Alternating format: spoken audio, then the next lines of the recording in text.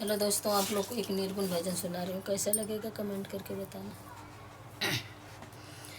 वादा तू कई के आया माई के घर भावा हो, वादा तू कई के आया माई के घर भावा हो। गैला तू वादा के भुलाई, हंसत निचेत करा। गैला तू वादा के भुलाई, हंसत निचेत करा।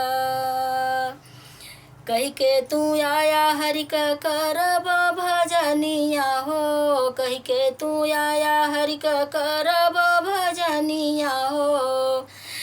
गैला तू माया में भुलाई, हंसत निचेत करा।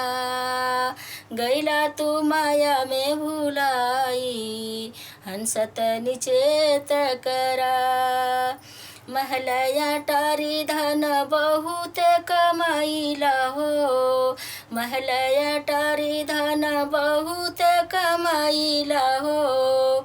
महलया टारी धन बहुत कमाइला हो। संघवा न जाइए को पाई, हंसत निचेत करा। संघवा न जाइए को पाई, हंसत निचेत करा।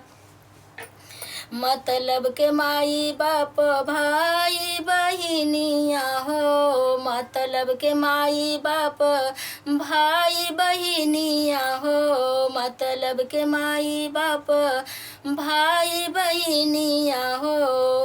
आखिर दिनमा होई है ना सहाई, हंसत निचेत करा। आखिर दिनमा होई है ना सहाई, हंसत निचेत करा। समय बा सुहाना लैला गुरु से ज्ञानवा हो, समय बा सुहाना लैला गुरु से ज्ञानवा हो। सारी बिगड़ी बनी जाई, हंसत निचेत करा।